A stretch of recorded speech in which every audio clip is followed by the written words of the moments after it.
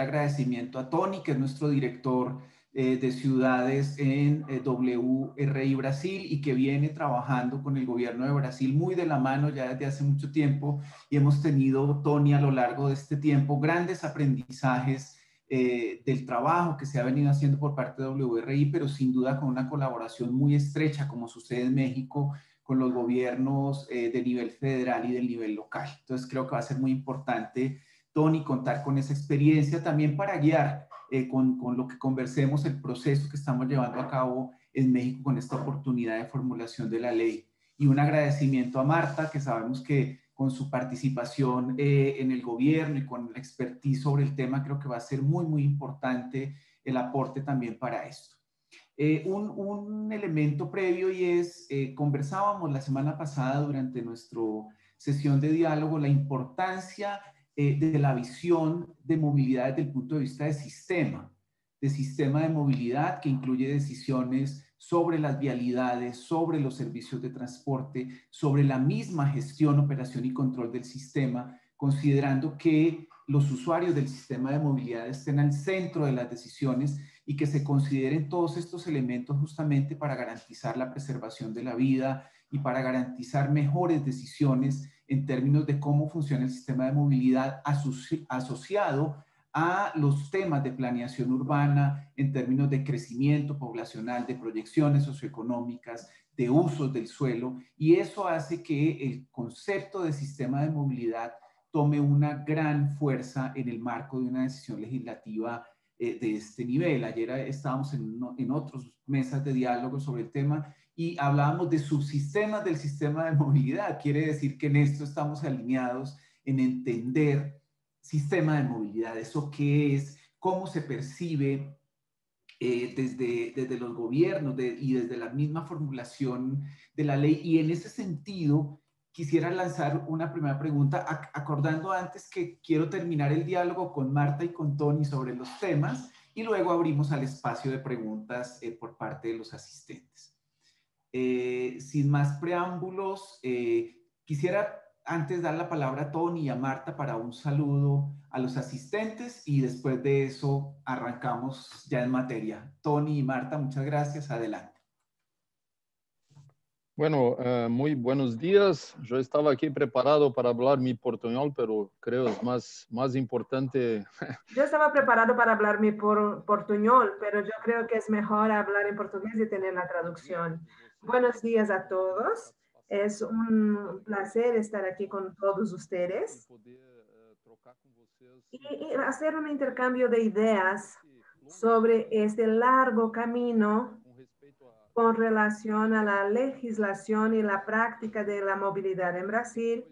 Y después, entonces, con Marta, esperar crear una especie de historial sobre cómo se desarrolló este asunto en Brasil y las principales lecciones que ustedes en México deberían estar atentos a ellas para que tengan éxito en la construcción de una movilidad más sostenible. Gracias, Tony. Adelante, Marta. Me gustaría compartir con ustedes mi experiencia de 11 años en el Ministerio de la Ciudad, que fue responsable por la Política Nacional de Movilidad Urbana, así como otras políticas urbanas de saneamiento. Y yo trabajé en la Secretaría Nacional de Movilidad Urbana durante 11 años. Salí con la instrucción del Ministerio de las Ciudades. Desgraciadamente se hizo una desestructuración del sistema para otro ministerio un poco más amplio. Perdimos mucho en esta área de movilidad urbana. En ese periodo fue cuando yo me salí. Yo entré en el 2008 y entonces la política nacional se publicó en el 2012. Yo participé mucho de este proceso, aunque fuera una ley que se había tramitado desde 1995, pero tenía características muy centradas en el transporte. Solo pasó a tener características de movilidad urbana cuando surgió el Ministerio de las Ciudades, que construyó y se empezó a hablar de movilidad urbana en Brasil, y eso fue en el 2003. Se ajustó entonces durante todos estos años, desde el 95 hasta el 2003. Fueron añadidas muchas leyes a la Ley General de Transporte hasta que se transformara en la Política Nacional de Movilidad Urbana. Y estamos muy orgullosos de esa política porque se construyó de una manera democrática, involucró mucho la sociedad, el poder legislativo, los representantes de la sociedad civil. Fue una legislación que hasta tenemos mucha resistencia de ajustar un dispositivo u otro porque se construyó de una manera muy conjunta. Fueron muchos los actores que participaron y estamos orgullosos de ello.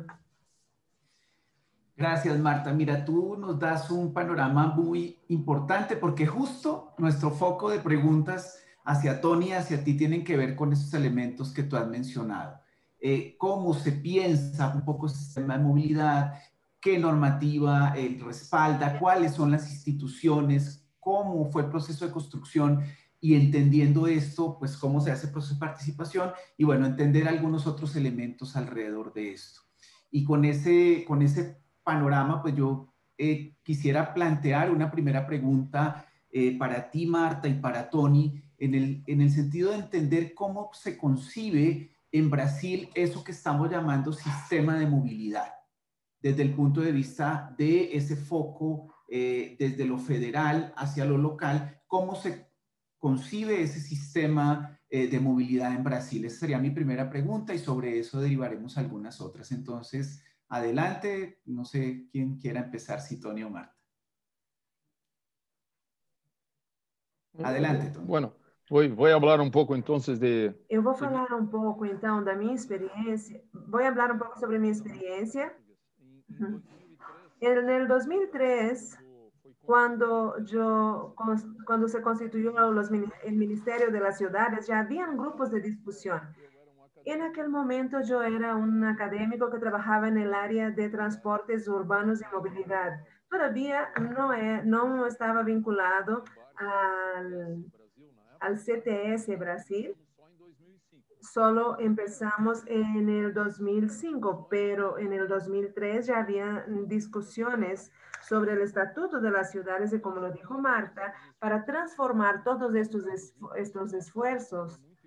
Se hablaba mucho de transporte en Brasil, pero entender la movilidad no era algo que se hacía en la época. Lo que se buscaba, lo que se busca hasta la fecha, tal vez esta sea una importante evolución en términos de terminología para que ustedes tomen en consideración. Lo que se busca es accesibilidad. Si pensamos en lo que es la movilidad y los indicadores de movilidad que son típicamente pasajeros y kilómetros, pasajes y kilómetros, nosotros podemos querer aumentar la movilidad. Esto es un objetivo, tal vez lo sea en la medida en que las personas no se mueven. Y era lo que pasaba en Brasil. La tasa de generación de viajes era muy baja.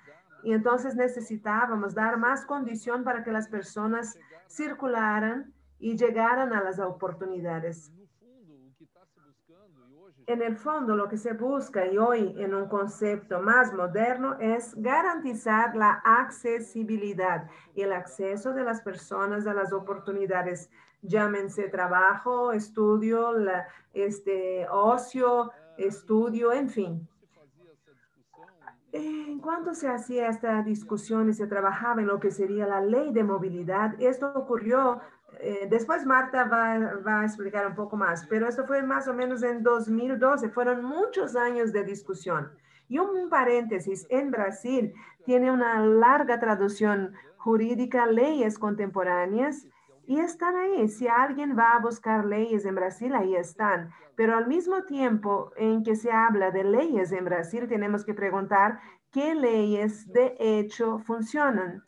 Y ahí, cuando se implementa una ley en Brasil, muchos se preguntan, ¿será que esta ley va a funcionar? Y tal vez la ley de movilidad urbana es una que tiene que ser cuestionada de esta manera, porque determinaba plazos para que ciudades establecieran y formularan planes de movilidad con la participación de la sociedad. Pero estos plazos fueron sucesivamente postergados por una serie de motivos.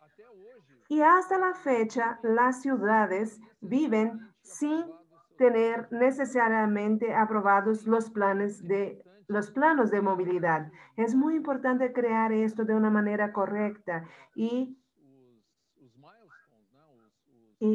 poner los puntos principales marcados en la ley y de hecho hacer que esto suceda.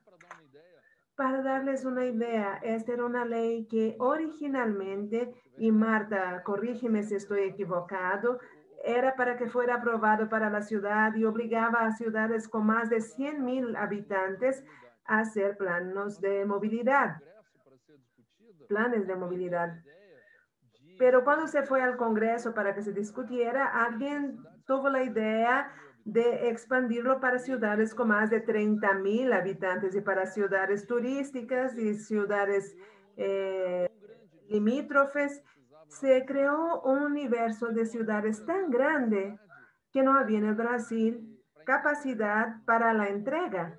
No había consultores, no había el conocimiento ni la infraestructura para producir todos estos planes de movilidad. O sea, puede parecer un detalle, pero es uno más de tantos problemas generados cuando algo se determina de una manera inconsecuente.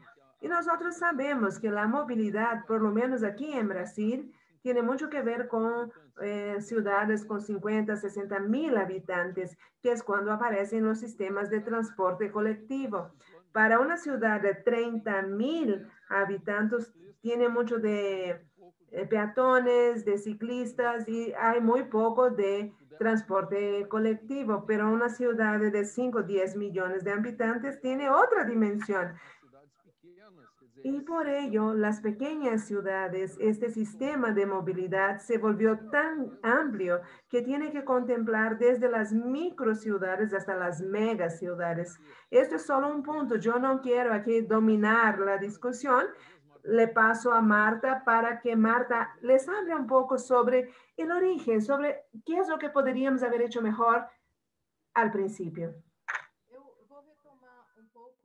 Voy a retomar un poco la cuestión del sistema de movilidad urbana, porque nosotros tenemos una estructura jurídica, por así decirlo, en la que los municipios son los responsables por la movilidad urbana local.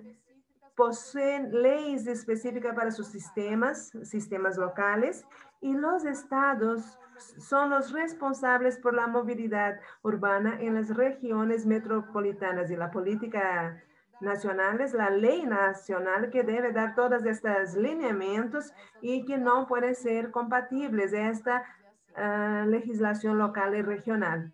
Ahora, lo que es fundamental enfatizar aquí es que Brasil es muy grande, muy diverso, es un país muy diferente. Yo vivo en São Paulo, yo soy de la ciudad de São Paulo, que tiene sus características propias. Lo que vale en São Paulo muchas veces no vale siquiera para Río de Janeiro, que es la segunda mayor ciudad, y qué diremos del resto del país. Esas legislaciones locales, regionales, estatales, son para un sistema propio de movilidad. Debe siempre seguir los lineamientos del sistema nacional. Tony, con relación a la legislación, la amplitud de los planes son más o menos a partir de 20,000 habitantes, pero los municipios turísticos que estaban previstos inicialmente, los municipios turísticos históricos y que sufren impacto de grandes emprendimientos. Era muy declarable si el municipio se consideraba turístico. No hubo una declaración oficial del Ministerio de Turismo sobre cuáles eran los municipios que entraban ahí. Esto se retiró de la ley y se quedó simplemente los municipios de cualquier tamaño con más de 20,000 habitantes que estuvieran en regiones metropolitanas, que son las que tienen mayor densidad poblacional. Y esto fue un ajuste de la ley a lo largo del camino. Gracias, Marta y Tony. Dos elementos importantes Obrigada. que estamos viendo un poco a partir de esta primera conversación, y es sistema de movilidad con perspectiva contextual, porque las regiones y los territorios son diversos y el funcionamiento es distinto. Eso hace, y otro tema que surge un poco en este primer foco es cómo las competencias tienen que ser absolutamente compatibles, dependiendo de cómo está distribuida la competencia y la atribución para el funcionamiento de ese sistema de movilidad. Y eso es importante por otro tema que mencionaba también Tony, es el tema de la implantación. Cómo la implantación también depende de muchos de estos factores e incluso factores de capacidad. Pero un poco avanzando en eso, quisiera entender, Tony y Marta, que nos cuenten cuáles son esos instrumentos normativos que respaldan el funcionamiento de ese sistema de movilidad a nivel federal en Brasil. Hablaste, Marta, de la ley de movilidad y Tony de la ley de movilidad, pero ¿qué otros instrumentos se alinean para que ese sistema de movilidad normativamente tenga respaldo? Ese sería mi siguiente elemento de pregunta.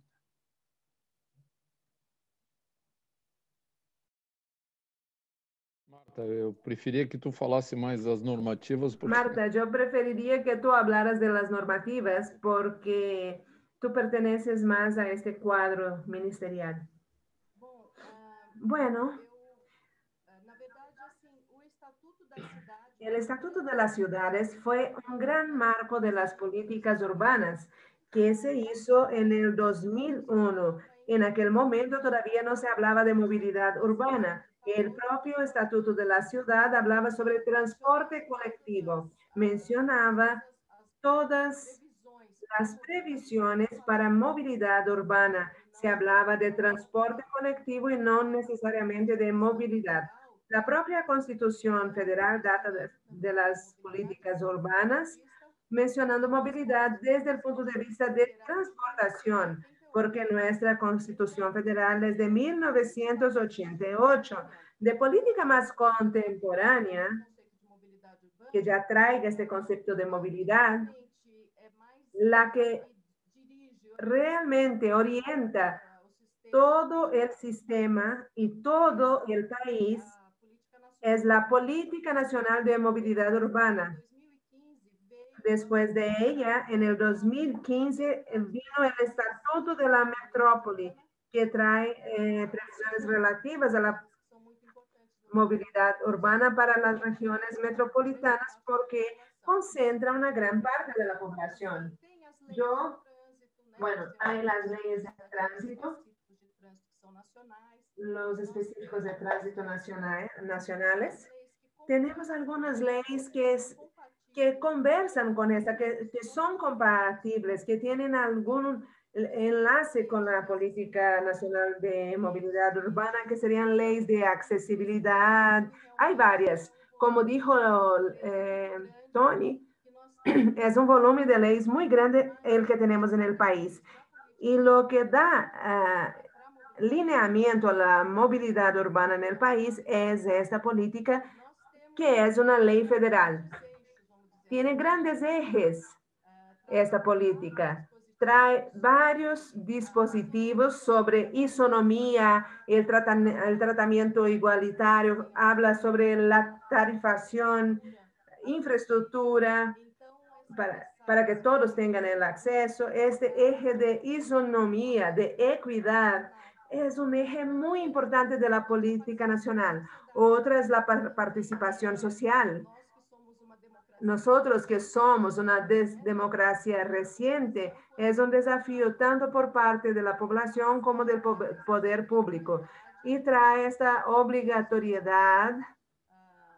La metodología que nosotros desarrollamos es un ítem obligatorio de la ley. Para que se considere un plan de movilidad válido, el municipio tiene que tener esta consulta necesita de la participación de la sociedad.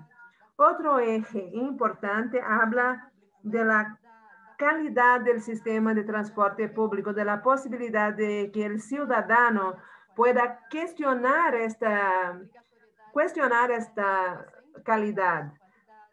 Es necesario que hayan indicadores de calidad, o sea, la calidad es un eje importante de la política nacional y el acceso de las personas a las microaccesibilidades, por ejemplo, el acceso de personas con movilidad reducida. Yo diría que hay muchas leyes complementarias que son compatibles con la movilidad, pero la gran ley federal, la legislación federal de la movilidad urbana, es la política nacional que abarca muchos conceptos específicos. A mí también me gustaría complementar que viendo desde el punto de vista del municipio, el municipio necesita desarrollar un plan ambiental, un plan de desarrollo urbano, un plan de saneamiento para tomar áreas que realmente se relacionan. Y lo que vemos muy a menudo en Brasil es que los planes de desarrollo urbano se consolidan mucho más, ya ocurren desde hace mucho tiempo y de alguna manera se revisan más o menos a cada 10 años por la política nacional. Y lo interesante es que el plano de desarrollo urbano genera el reglamento de construcción, de posibilidad constructiva en las ciudades y por lo tanto este plan es muy reivindicado por la sociedad. Hay una mirada muy fija sobre este plan de desarrollo urbano. Algunas ciudades tienen la capacidad de asociar este plan con el plan de movilidad. Logran hacer esta lectura. Y también con el plan ambiental. Esto, digamos, es el mundo perfecto. El mundo perfecto sería realmente llevarlo a la dimensión metropolitana y hacer un plan único con todo este contexto. Pero todavía no tenemos esta capacidad de articular también todas estas cosas. Feliz de la ciudad que puede hacer cosas de este tipo. Es importante decir que São Paulo tuvo un plan de desarrollo urbano que tiene más o menos 10 años, ¿no?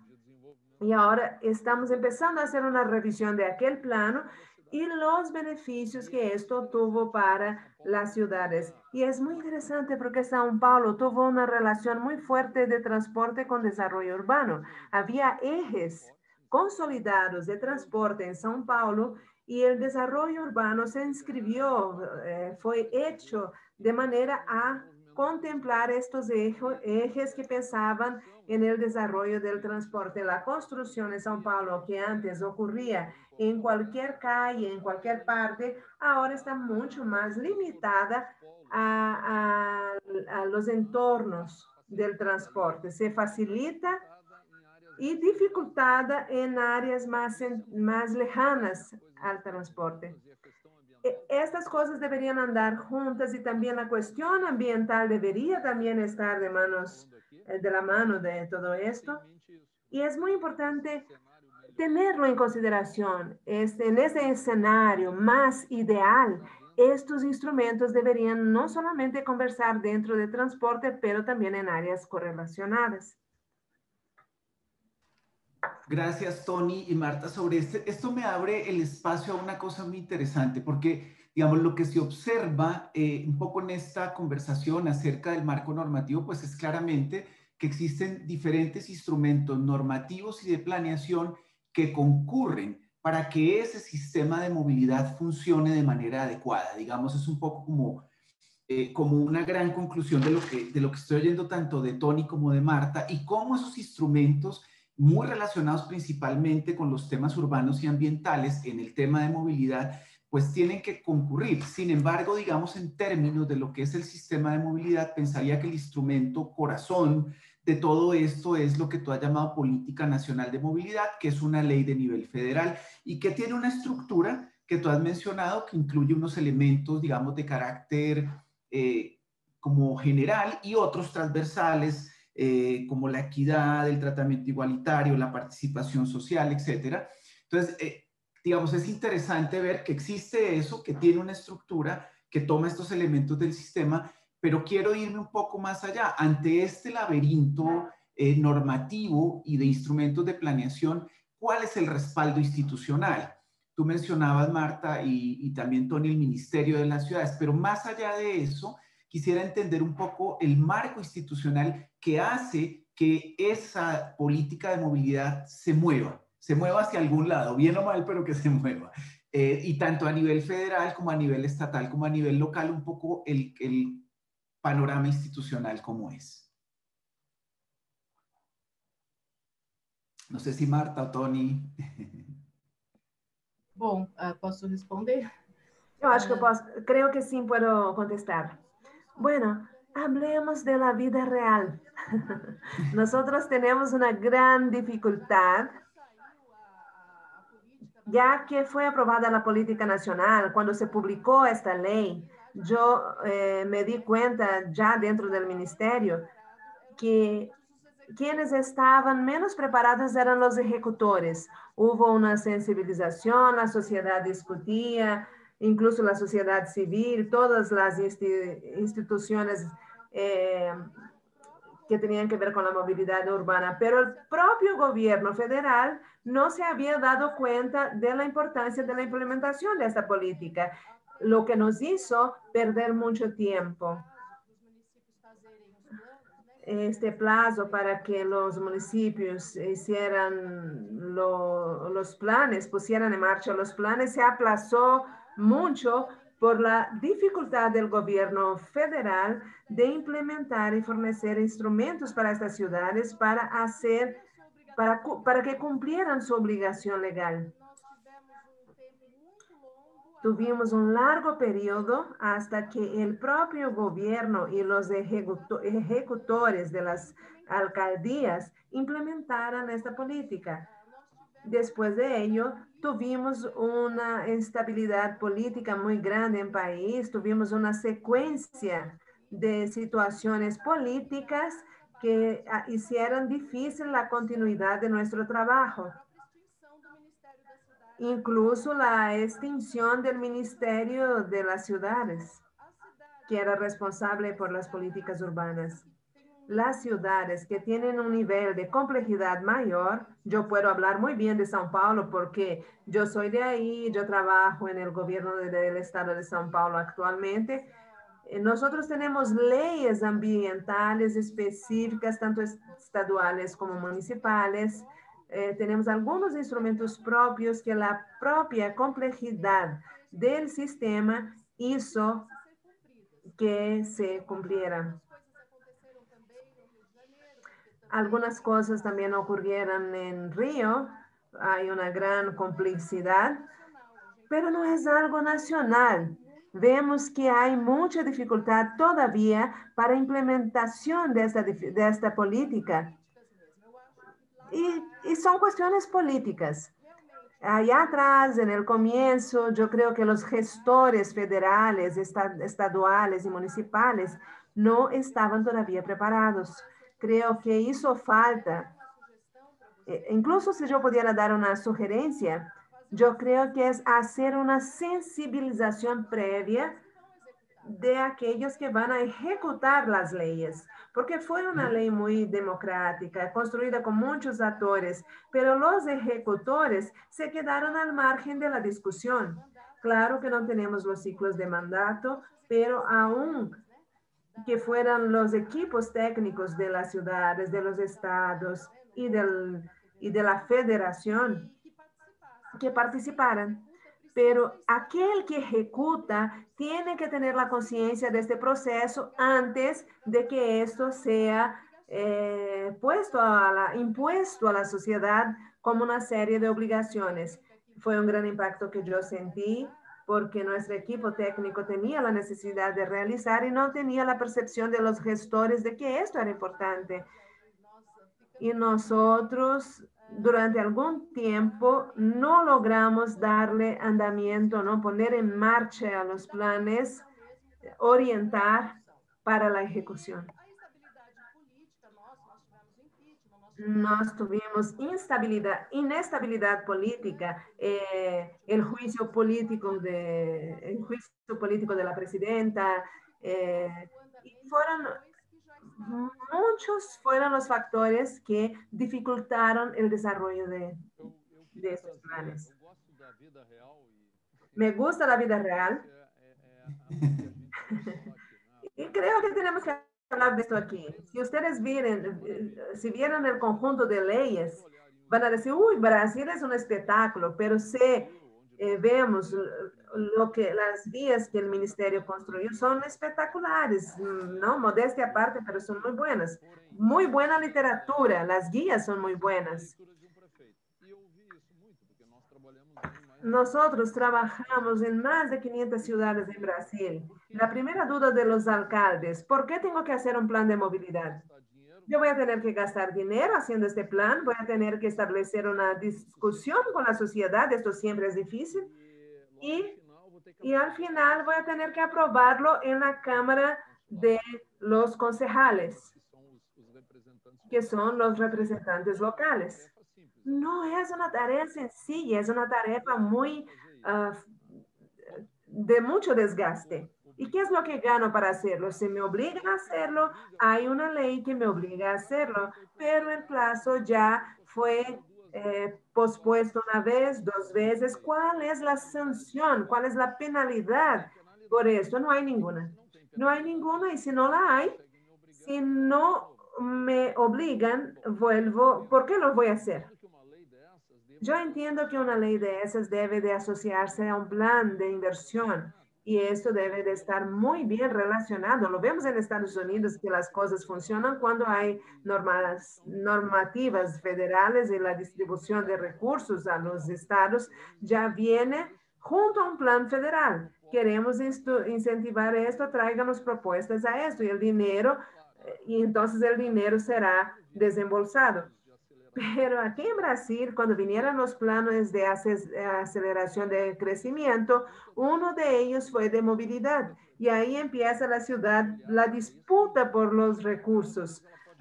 Marta se acordará de esto y ella puede comentar un poco mejor sobre la calidad o la falta de calidad de estos proyectos que nos llegaban.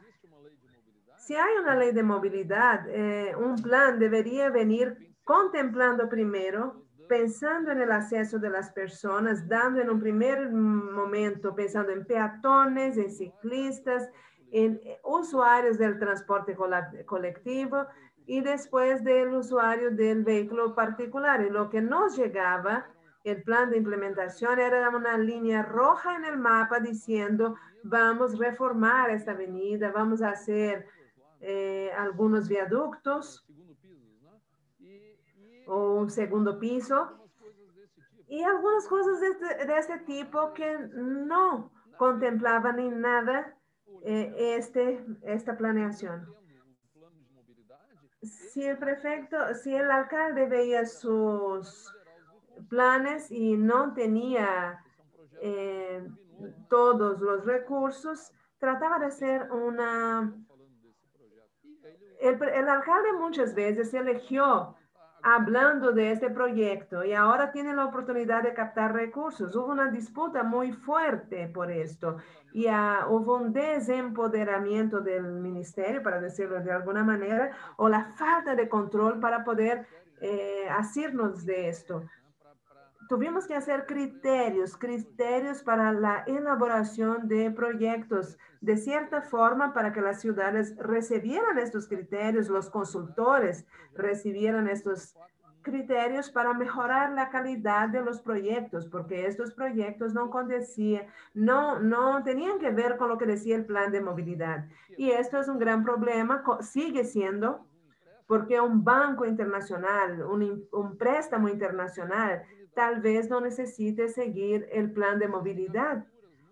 Hay aberturas muy grandes de financiación, de inversión en las ciudades que no están alineadas al plan y a la esencia de la ley de la movilidad. No hay esta conexión. Y una vez más, estos plazos todavía están pospuestos. Hoy por la mañana yo estaba hablando con una alcaldía y decía, el alcalde no se reeligió, está saliendo, pero nosotros queremos dejar el plan de movilidad que se estaba haciendo y que nunca fue instaurado.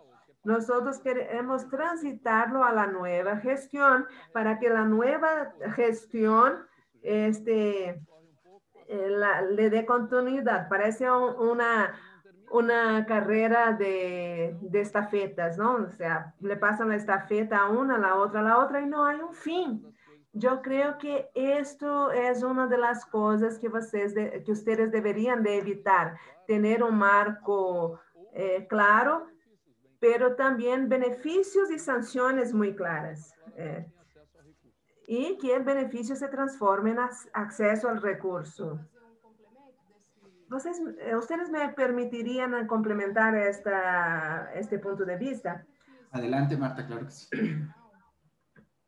Una crítica que siempre hice es el hecho de que no hay un plan nacional. Este plan nacional debería, como hubo para la política de saneamiento, cuando tuvimos esta política, hubo una previsión, por lo menos en la política, de que hubiera un plan nacional, de que este plan dirige las inversiones. En la política de movilidad urbana no hubo esta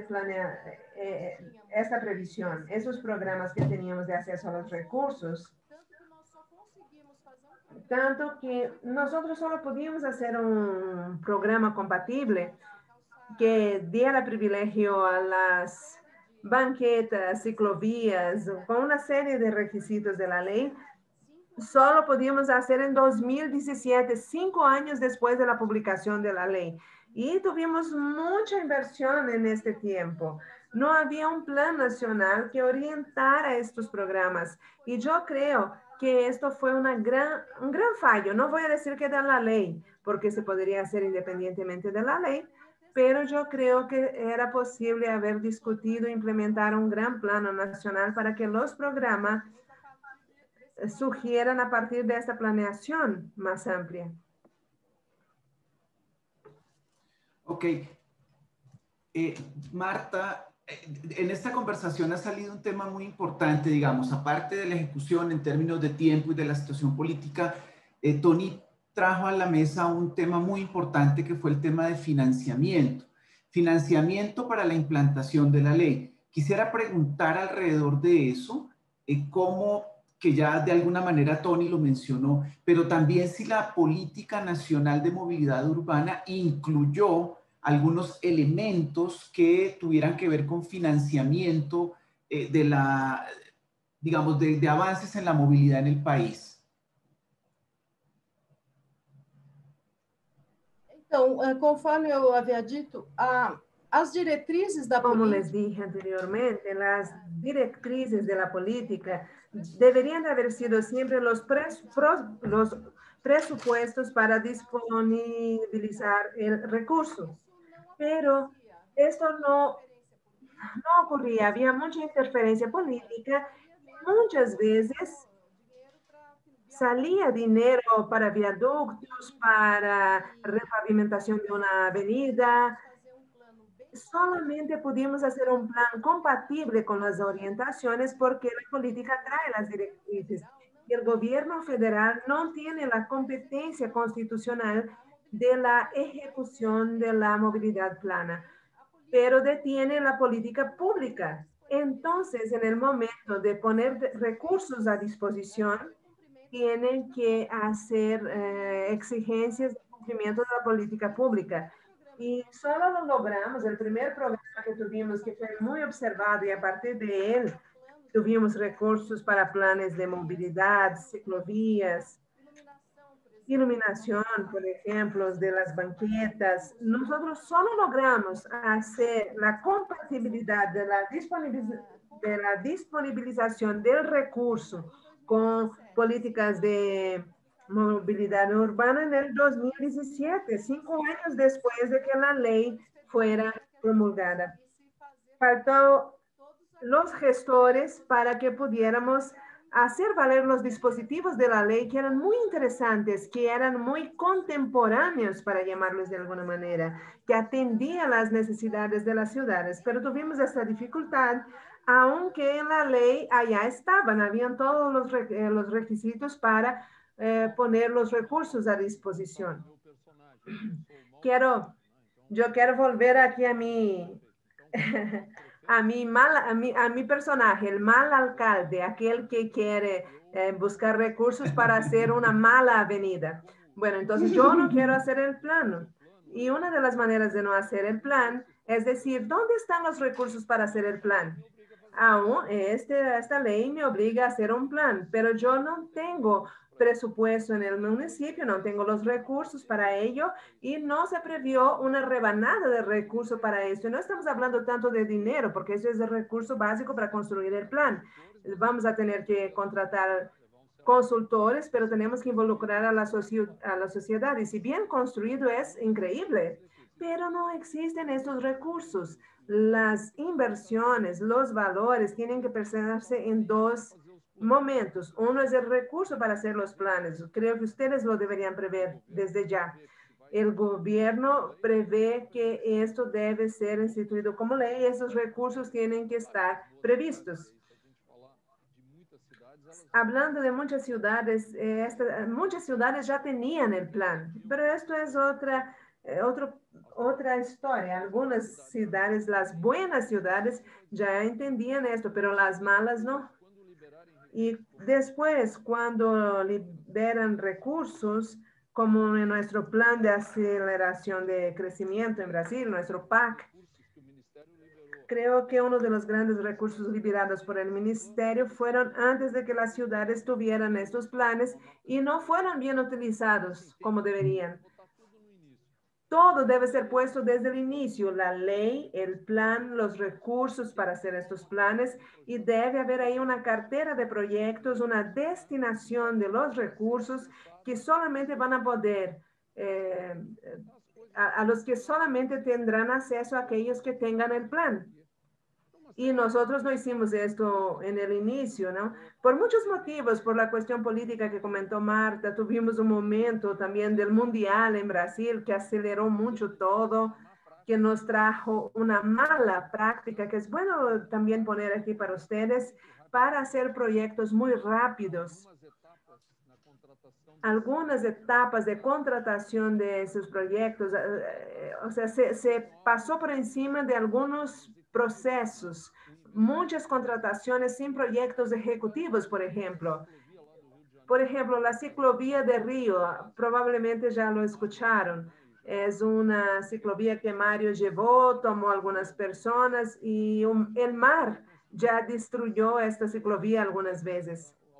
Esto nunca hubiera sido construido si un estudio de viabilidad, de riesgo hubiera sido hecho antes. Un proyecto ejecutivo no podría ser apoyada porque el mar le golpeaba por abajo.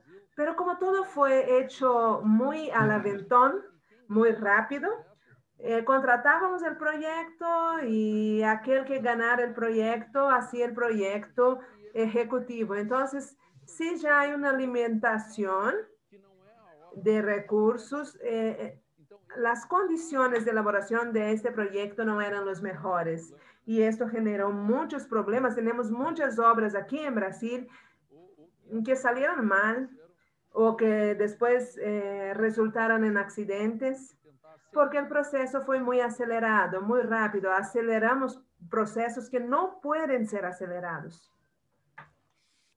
Gracias, Tony. Eso es una muy buena ilustración para una pregunta, yo diría, de mi parte final, sobre un poco el funcionamiento del sistema, el marco normativo, las instituciones, y tiene que ver con institucionalidad y toma de decisiones. Mi pregunta es si en el marco de este ejercicio institucional se establecieron algunos mecanismos de coordinación institucional para poder llevar a cabo la aplicación de la ley, dado que en la aplicación de la misma intervienen, digamos, muchos otros ministerios o secretarías distintas al Ministerio de las Ciudades, entra finanzas, hablaba Tony del tema ambiental, que es muy importante.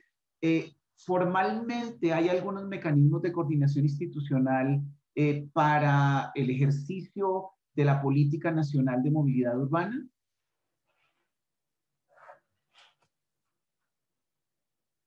Marta. Gracias, Olha, Marta. Mira, nós achávamos nosotros creíamos, nos hacía falta una articulación dentro del propio gobierno federal muy grande. Había una integración informal, una articulación informal. Quiero darles un ejemplo.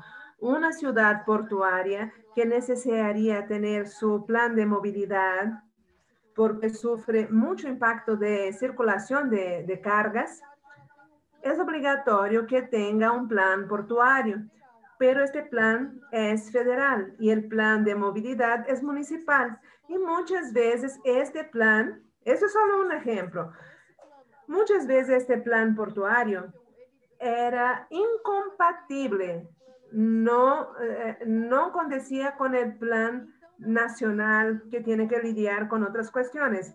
Informalmente tratábamos con el equipo técnico de la equipo de Portos para que pudiéramos hacer esa articulación con las ciudades y orientar de la mejor manera. No era algo institucional. Entonces, necesitamos tener una articulación federal de la presidencia o de algún órgano que puede hacer secretarías de gobierno y que haga efectivamente esta articulación. E incluso esto yo creo que debe de estar previsto en un plan nacional para que esto sea no en la política nacional, las directrices de ejecución, pero un plan que contemple una integración entre los órganos. Nosotros discutíamos mucho esto con Tony, con su equipo. Nosotros mal teníamos una articulación interna en el Ministerio de las Ciudades. Teníamos un programa educacional que adaptaba muy negativamente la movilidad urbana, porque el plan de habitación, de viviendas, construía casas y estructuras y la movilidad tenía que llegar a aquellas regiones.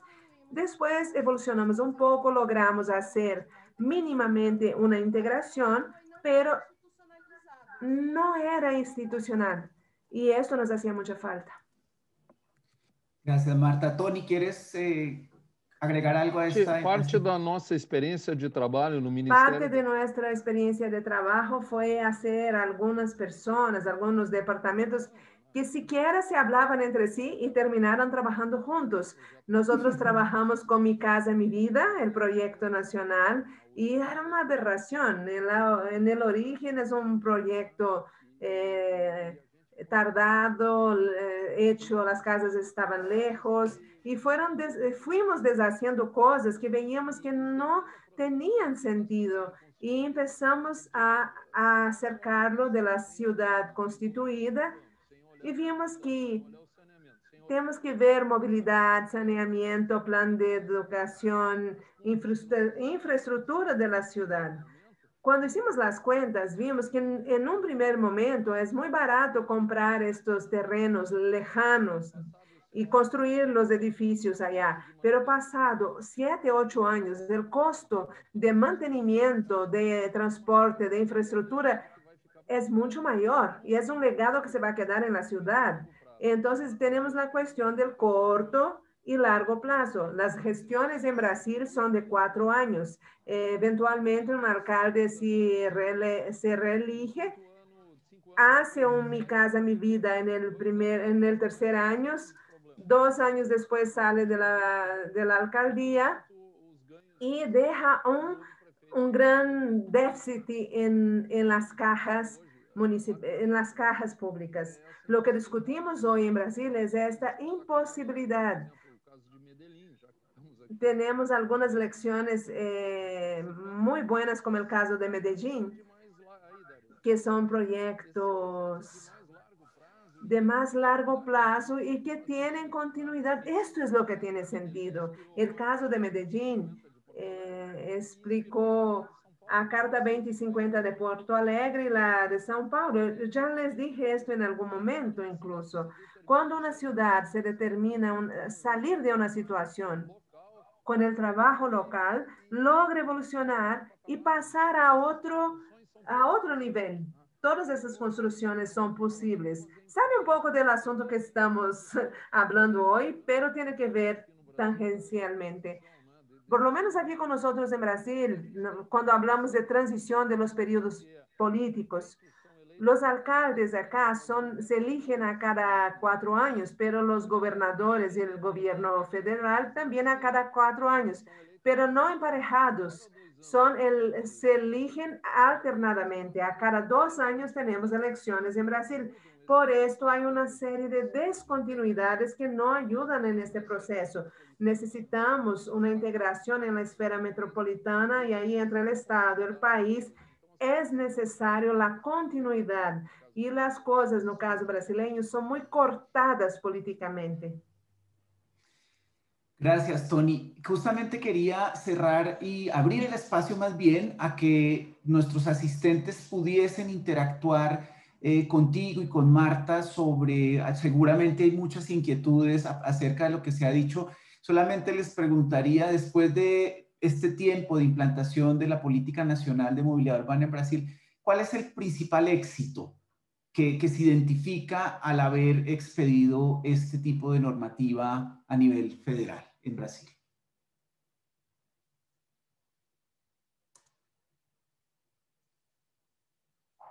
Tony, Marta, Bom, cualquiera de los... eu gostaria de... Bueno, a mí me gustaría contestar. Es una percepción, una constatación. Yo trabajé directamente con más de 800 ciudades. Yo diría que el mayor éxito, yo lo dije esto hoy en la mañana, que estaba presentando nuestra política en la mañana. El mayor éxito y la ganancia más sostenible es una conciencia de las nuevas generaciones. Yo creo que todo esto generó una discusión muy grande y percibo que ya hay una generación que va a venir con una visión de ciudad, movilidad, un poco mejor, tal vez mucho mejor que la nuestra. Yo creo que esto fue un punto positivo de incluso de las polémicas, de las críticas, de todo este movimiento que la Política Nacional de Movilidad Urbana trajo. Tenemos todavía un largo camino por delante, muchas dificultades. Creo que retrocedimos mucho en los últimos años. Tenemos que volver todavía a caminar. Pero una ganancia fue esta sensibilización, no de la sociedad como un todo, es cierto, pero de la sociedad, en particular de las nuevas generaciones. Yo creo que ya se generó una mentalidad más consciente con relación a esta movilidad sostenible. Gracias, Marta. Muy interesante. Tony, adelante. Tony, adiante. El hecho de que el plan establezca una necesidad de que sea una construcción de la sociedad es muy importante. Nosotros trabajamos con algunas ciudades ayudando la implementación y tal vez nuestro gran aporte, además de lo que nosotros llamamos de un guía de los 7 pasos para construir un plan de movilidad, pero está muy claro ahí, queda muy claro que es la movilización de la sociedad. Y muchas veces nos pedían no aportaciones técnicas de cómo podemos resolver un problema técnico. Lo que nos pedían apoyo realmente, nos pedían apoyo sobre cómo movilizar la sociedad, sobre cómo hacer esta movilización. Y el hecho de que estamos aquí en Porto Alegre, que es una ciudad que tiene toda una tradición de movilización social, y muchos de los que aquí trabajamos ya actuábamos en estas discusiones con la sociedad. Entonces yo diría que en algún lugar que voy, me agradecen mucho por haberles ayudado a poner la sociedad en discusión, a que discutieran, aunque sea de una manera imperfecta, inicial, pero está caminando. Recuerden que los planes anteriores en Brasil eran hechos por consultores y entregados a las ciudades, y es un plan de transporte. Y aquí tuvimos una transición en este mundo, aún imperfecto, aún incompleto, y que estoy de acuerdo con Marta. Estos nuevos planes, esa nueva manera de discutir con la ciudad, impacta a las nuevas generaciones. Muchas gracias. Yo cerraría, digamos, con un mensaje súper interesante en el marco de esta discusión que me llamó mucho la atención y es teoría y expectativa versus realidad. Y creo que ese es un elemento fundamental en este proceso y con este comentario abro el espacio para que los asistentes que seguramente quieren interactuar con Tony y con Marta, pues hagan sus preguntas o comentarios alrededor de lo que nos han compartido. Muchas gracias, Tony y Marta, por responder mis preguntas iniciales. Primero un anuncio de Daniel Cano, por favor. Quiero hacer un anuncio a Daniel Cano, primeramente. Bueno, en esta etapa del proceso queremos abrir digamos, a generar un debate y una recopilación de ideas por parte de ustedes. Para ese motivo, estamos utilizando una plataforma denominada Miro, que funciona, digamos, a través de este tipo de tableros participativos. Ustedes, acabo de compartir una liga por medio del chat en la cual ustedes pueden acceder a este espacio. Vamos a tener unas preguntas, digamos que en este momento estamos discutiendo el tema de la recopilación de ideas del caso brasilero.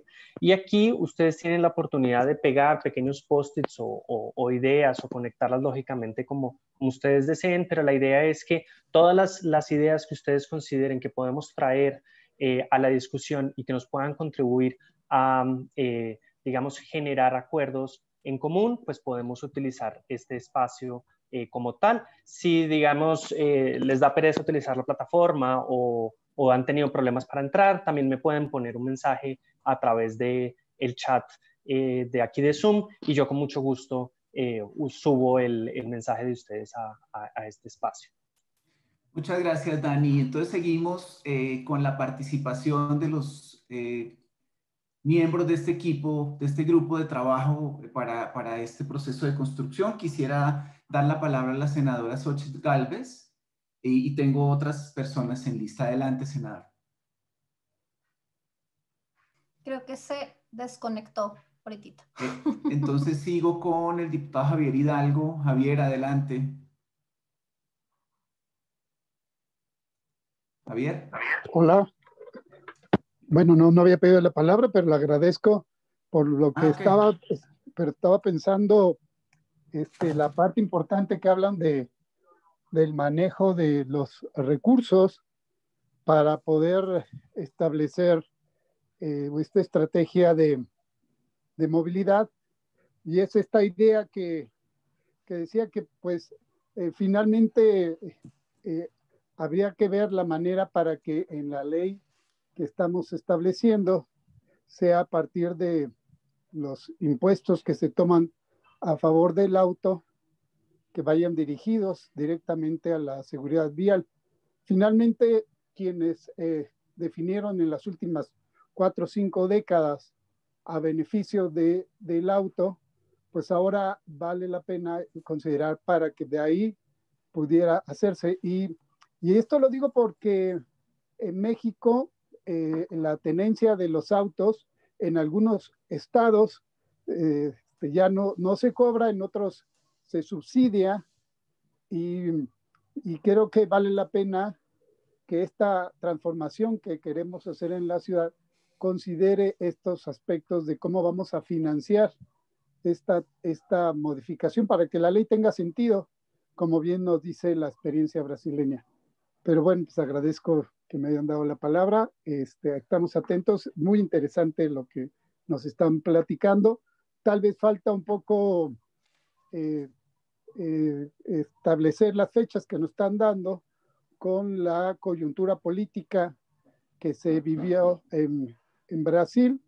Creo que una parte fue antes de Lula, con Lula, lo que pudo haber significado este juicio que se hizo a Dilma Rousseff, todo el proceso que están viviendo en los últimos años, ¿verdad? Sí, no logré distinguir cuáles son cada uno de sus momentos, pero evidentemente que hay una política, según el gobierno, hay una política distinta. Saber, por ejemplo, quién desapareció el Ministerio de Ciudades y por qué, ¿no? Cuando al parecer tuvo buenos resultados. Y bueno, pues muy interesante la plática. Voy a dar la palabra a Tony, que creo que tenía una reacción sobre esta intervención de Javier, y luego vamos con Saúl Alveano, Sim. por favor. Não, a questão, ele levantou a questão do... Él mencionó la cuestión del automóvil. Esto es una gran discusión en el momento, particularmente nosotros aquí en WRI en Brasil, estamos intentando llevar a las sociedades la cuestión de las externalidades negativas generadas por los automóviles en Alemania. Ellos son muy buenos en eso, de apuntar los costos de todo. Si juntamos esto con datos de Google, que habla sobre cuántos kilómetros se producen en una ciudad, vemos que este valor de externalidades, y ahí entre el clima, ruido, contaminación local, accidentes, construcción viaria, etcétera, este valor supera de 2 a 3 veces el valor que la ciudad recauda de tarifas de transporte colectivo. Entonces, es muy interesante. De un lado, el usuario que es cautivo, que no tiene pose de automóvil, tiene que pagar la tarifa completa del transporte colectivo para pagar la operación del sistema, y del otro lado, alguien que se usufruye del socialismo del asfalto y de todos los recursos que son puestos para el automóvil, y que de cierta manera no regresan y no son cobrados. Es un mundo muy dispar, muy cruel, y creo que COVID es una gran oportunidad para trabajarlo de otra manera. Y entonces nosotros estamos avanzando ahora dentro de esta lógica de pensar en un sistema de movilidad en el futuro que se pueda construir en algunos años, pero necesitamos dar pasos en el sentido de cobrar estas externalidades, porque necesitamos tener un transporte colectivo de calidad, pero no solamente con ingresos tarifarios. El gobierno también debería captar algún otro recurso nacional o internacional. Quisiera observar con relación a ello que la política nacional brasileña prevé para peaje urbano, prevé que la obligatoriedad de los estacionamientos públicos revierte el sistema de movilidad, y hay una serie de previsiones para garantizar el uso de la infraestructura pública. Bueno, pero el que ejecuta y puede hacer la ley siempre es una ley municipal, es la ley de la ciudad, y las ciudades, el alcalde siempre es el más cercano a la población. Las ciudades tienen mucha dificultad de implementar y utilizar estos instrumentos que la propia ley prevé. Por ejemplo, el peaje urbano es algo que siempre genera una absurda discusión. Los alcaldes no logran implementarlo. Yo no sé cómo es la estructura en México, pero en Brasil, el hecho de que los alcaldes tengan esta autonomía para implementar muchas de las acciones previstas en la política nacional crea una presión muy fuerte, y esto muchas veces no se hace. Pero también me parece que la política de estacionamientos ya empieza a ser un poco más bien implementada en ciudades más pequeñas. Las más grandes ya la tenían, sobre todo los estacionamientos onerosos, caros. Sobre todo aquellos que oneraban la utilización de vehículos particulares. Okay, muchas gracias, Saúl. Adelante, que has pedido la palabra. Saúl. Sí, gracias, Tony. Marta, interesante la conversación. Yo me quiero centrar en el tema de seguridad vial. Una de las más grandes dificultades en cuestión de la gestión de la seguridad vial es que en las competencias y atribuciones están completamente dispersas en muchas agencias, en muchas, incluso en niveles de gobierno. En la experiencia de Brasil, ¿se ha creado algún tipo de agencia para dar seguimiento a a una política pública a nivel nacional? Si es así, ¿a qué nivel fue colocado? Yo entiendo que es un gobierno, la estructura de gobierno distinta al de México. Sin embargo, sería interesante conocer su opinión respecto a, pues digamos, integrar en la gestión de la seguridad vial en una, digamos, agencia a nivel nacional que dé seguimiento a esto. ¿Lo ven ustedes conveniente? ¿No lo ven conveniente? ¿Cuál es su opinión?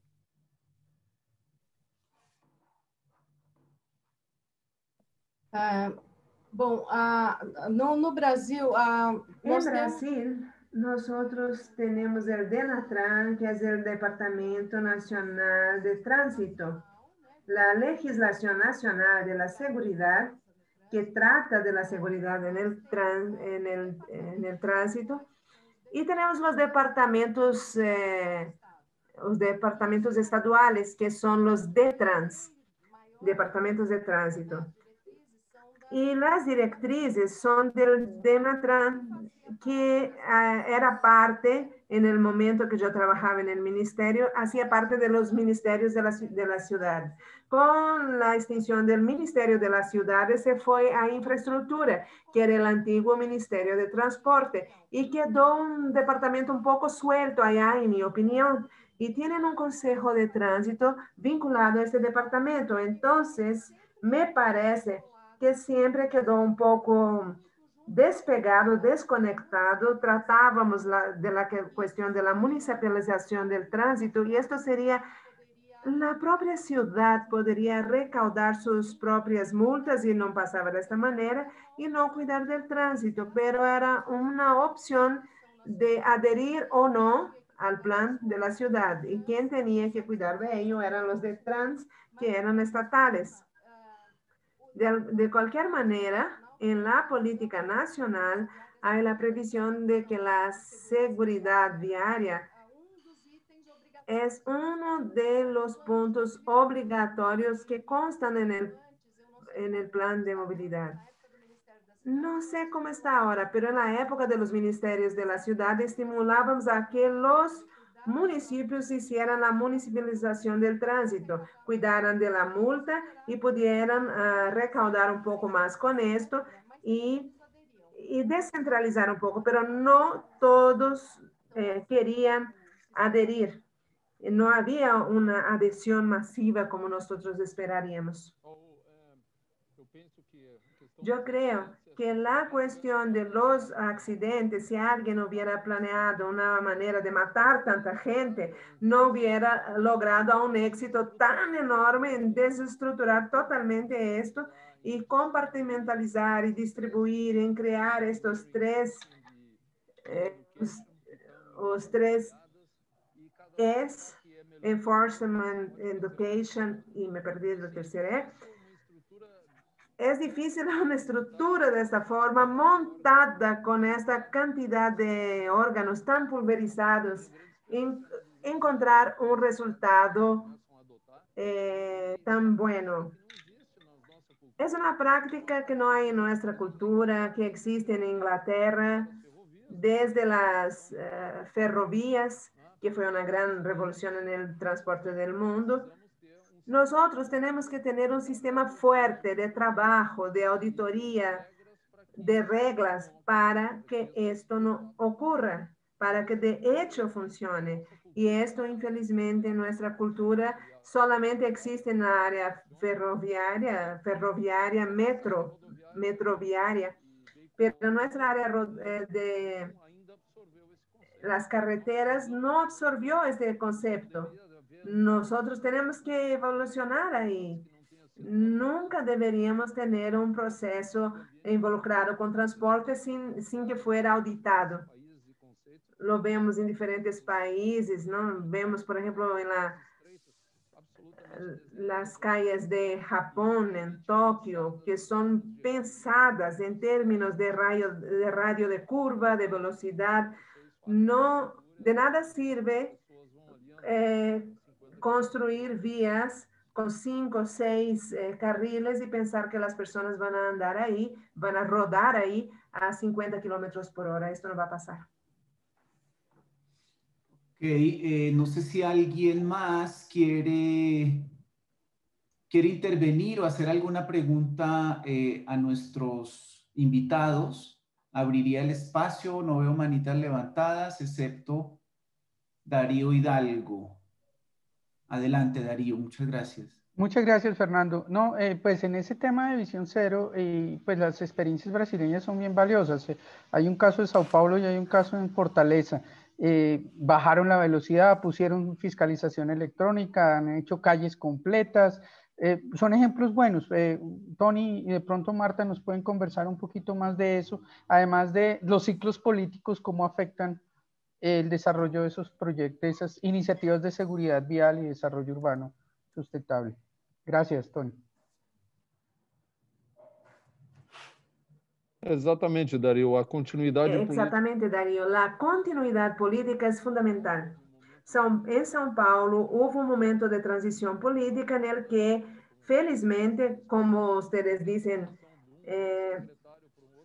hubo la transición de un secretario a otro, que aunque cambió la línea política, la línea de estos secretarios era una línea era una línea favorable al ser humano.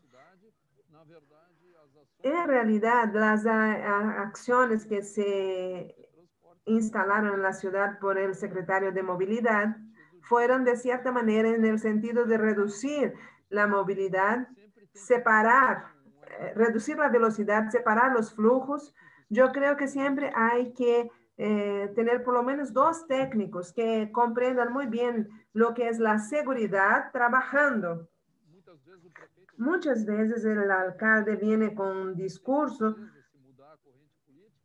Allá en Fortaleza hay un discurso muy opositor al alcalde anterior. Si hay una estabilidad técnica, una continuidad técnica y personas fijas en los órganos, muchas veces el alcalde no supera estas acciones, pero un buen técnico no va a hacer algo que contradiga las buenas prácticas. Gracias, Tony. Eduardo Bravo alzó la mano. Eduardo, Eduardo. adelante. Hola, ¿qué tal? ¿Sí me escuchan? No, un casi poco no se me bajito. escucha. ¿Sí me escuchan? ¿Sí logran Muy bajito, Eduardo. Perdón, es que cuando se cambia el canal al otro idioma, los que estamos escuchando en español podemos escuchar más alto a quien habla en español si ponemos el canal en off. Y luego lo volvemos a poner en español cuando alguien está hablando en portugués. ¿Ahora sí me logran escuchar? Sí. Adelante, Eduardo. Hola, ¿qué tal? Muy buenos días a todos. He escuchado de manera muy puntual un poco el análisis que han hecho de la legislación en materia de movilidad en el caso brasileño. Un poco se ha tocado el tema de la infraestructura urbana, pero a mí me gustaría conocer qué se ha hecho en el caso brasileño sobre el usuario. O que foi feito no caso brasileiro sobre o usuário? Que medidas foram implementadas? As vias gerais, la estructura urbana, ¿qué medidas se han implementado? ¿Qué han hecho para garantizar la seguridad a nivel personal del usuario directamente de la infraestructura urbana?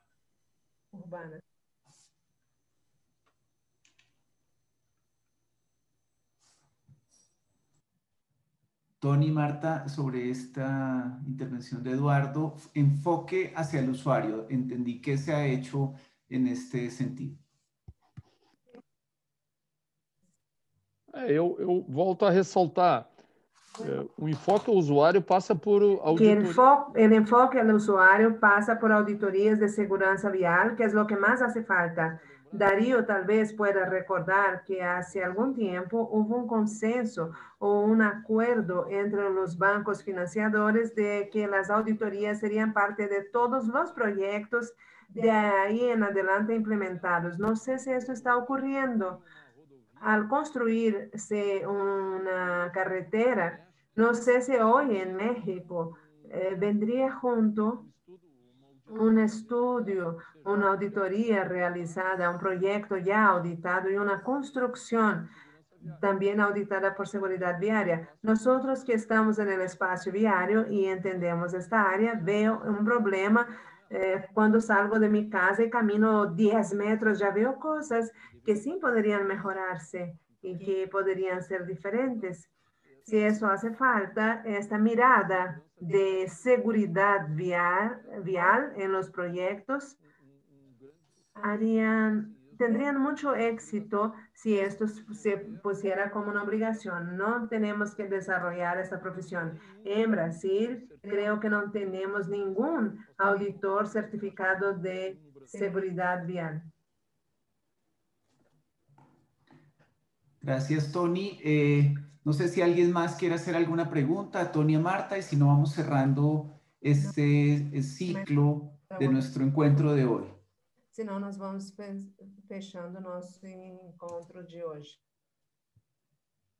Ok, perfecto. Creo que dejaríamos por ahí. Nos quedan grandes elementos. Ah, ahí está Gabriel Ortega. Perdón, lo siento, Gabriel, no te había visto. Gracias, Fernando. Buenas tardes a todos. Buenos días todavía. He estado escuchando con atención lo que exponen en relación con el caso de Brasil. Me gustaría hacer una pregunta puntual en cuanto al servicio público de transporte individual, lo que conocemos como taxi. ¿Quién otorga la concesión o a cargo de qué orden del Estado se encuentra el otorgar las concesiones? ¿Sería del orden municipal, del orden estatal o federal? Por favor, ¿cómo sería en Brasil ese manejo? En Hidalgo, el estado de Hidalgo, que es una de las entidades federativas de México, las concesiones las otorga justamente el Estado y no el municipio. Gracias. No Brasil é pelo município. En Brasil es el municipio y no es una concesión formal. Es un instrumento, la concesión se da para los autobuses, que es un instrumento un poco más elaborado. Es como una autorización, una permisión para funcionamiento de taxis y con todas las reglas establecidas por el municipio. Okay. Gracias, Marta. Este tema sobre lo que está preguntando Gabriel tiene mucho que ver con un asunto que creo que debemos poner mucha atención y que hoy en la conversación va saliendo, y es el tema de quién hace qué en los diferentes niveles de gobierno, federal, estatal y municipal. Y creo que es una gran discusión que tenemos que retomar en el marco de la construcción de la ley, Gabriel. Gracias por darme la oportunidad de intervenir nuevamente. Me parece oportuno preguntarles a Tony y Marta en relación con la prestación de servicio de transporte a través de plataformas digitales, conocido mundialmente Uber. ¿Cuál ha sido la postura del gobierno brasileño? ¿Ha habido apertura? Primero hubo apertura, después se cerró. Si se les da un permiso para funcionar, lo hace la federación, lo hace el estado, lo hace el municipio. Es decir, si me pudieran comentar de manera general cómo han coexistido o cómo se han relacionado con estas plataformas digitales de prestación de servicio de transporte individual de personas.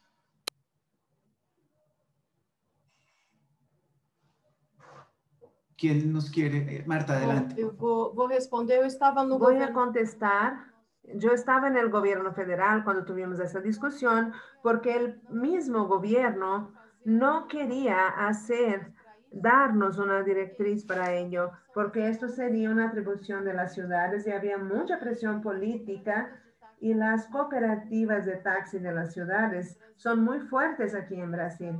Entonces había mucha presión, pero no hubo una forma, fue muy difícil tener una directriz para el país. Cada ciudad funcionaba de una manera, era una realidad con la que teníamos que lidiar de alguna manera, no había ninguna reglamentación. El gobierno federal entonces reglamentó, hasta pasó por una revisión nuestra, porque hasta mi equipo apreciaba estas legislaciones todas que impactaban la movilidad urbana.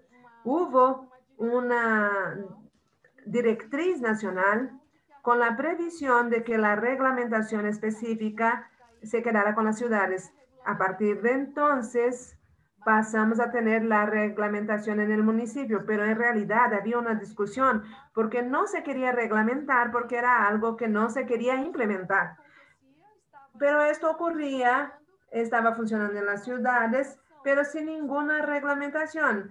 Y los taxis tenían docenas de obligaciones para que funcionaran. Entonces hubo la reglamentación nacional dando los lineamientos para las reglamentaciones municipales, pero la legislación que rige es municipal, pero hubo una ley nacional para uniformar esta reglamentación de las ciudades. Hoy ya son varios los servicios que operan en Brasil, en diferentes ciudades, que compiten con esto. Yo creo que no hay ciudad que lo haya prohibido. Hay ciudades, la discusión que hay en Brasil hoy es si se puede o no cobrar un percentual, un porcentaje del valor para como externalidad, como parte de la externalidad negativa, como parte del uso de los recursos, y esto genera un embate político entre los alcaldes y cámaras de concejales. Esto siempre está en los medios, en los medios de comunicación de la ciudad. Y también hay una discusión sobre los sistemas por aplicativo. En la esfera nacional hay una gran discusión sobre la cuestión laboral, no solo de estas aplicaciones, pero también de los sistemas de delivery. Es una discusión para la cual no hay un parámetro, no hay ningún vínculo de trabajo, y nuestra legislación de trabajo es muy compleja y es muy consistente. En el nivel federal es una discusión que no estoy acompañando actualmente, pero es algo para lo cual se necesita todavía una solución. Ok, muchas gracias. Yo creo que vamos cerrando esta parte de nuestra reunión de hoy, agradeciendo a Marta, a Tony, digamos, por compartir la experiencia. Creo que nos quedan mensajes importantes en el marco de construcción de la ley, del tema de instrumentos normativos, institucionalidad, algunas cosas que son importantes tener en cuenta en términos de la implantación, y repito, visión, expectativa y teoría versus realidad. Y con esto, nuevamente, de verdad, Tony, Marta, muchas gracias por el tiempo, ha sido de verdad valiosísimo, y seguramente esto nos permita de pronto tener nuevamente otros espacios para seguir comentando sobre esto. Tenemos un gran trabajo que hacer en México para construir una ley que sea útil y posible de aplicar en todos los ámbitos, en el institucional, en el financiero, y considerando estos contextos que han comentado ampliamente desde el punto de vista político en el marco de la continuidad. Voy a dar la palabra al diputado Javier Hidalgo para cerrar nuestro ciclo de hoy, y pues nos prepararemos muy bien para nuestra próxima invitación. Adelante, Javier. Estás en silencio. Gracias. Pues agradecer a WRI y a nuestros ponentes brasileños por esta presentación tan provocadora, que nos hace reflexionar sobre el tema de nuestra legislación aquí en México. Y bueno, pues tal cual fueron todos los pronunciamientos que se hicieron después de la exposición de nuestros colegas brasileños, y que esto fue bastante enriquecedor. Yo quiero señalar que este tipo de ejercicios tienen un gran mérito que se estén haciendo.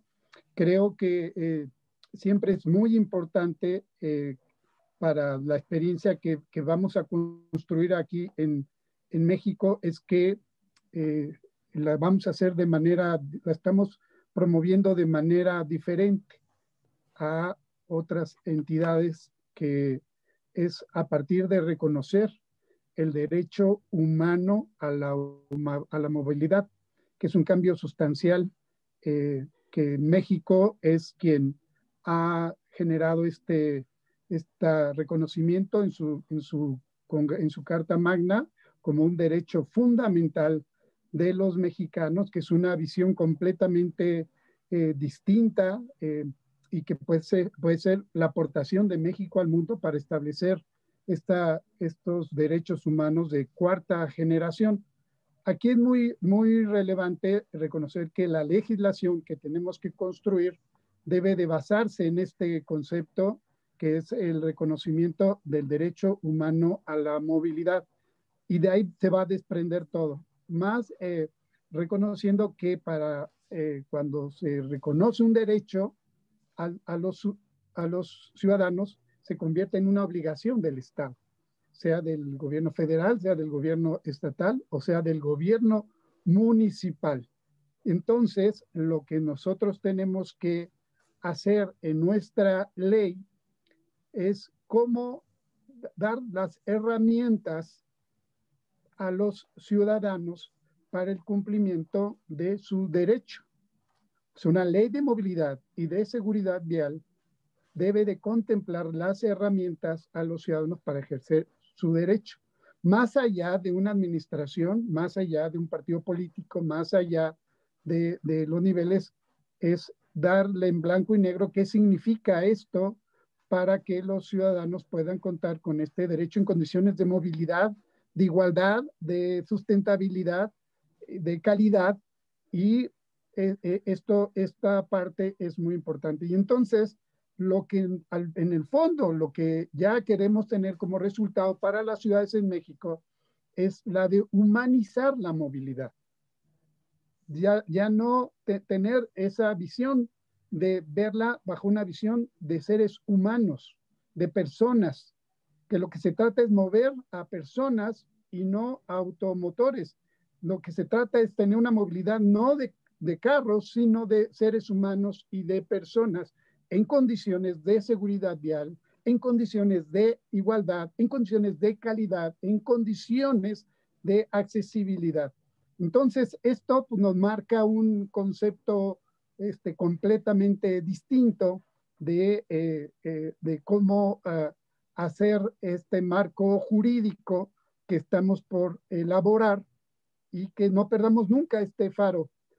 Sin embargo, es muy valiosa esta experiencia que WRI nos está brindando, que es de agradecer de esta visión en el mundo, de cómo se está desarrollando estas tareas a partir del marco legal, los problemas prácticos y reales en términos de política, en términos de recursos, en términos de funciones, de atribuciones, de desarrollo metropolitano. Pero siempre hay que tener claro que nuestra propuesta es novedosa y distinta y que es una herramienta, darles la herramienta para el cumplimiento de los derechos a la sociedad y recordar que los derechos no se mendigan, los derechos se conquistan.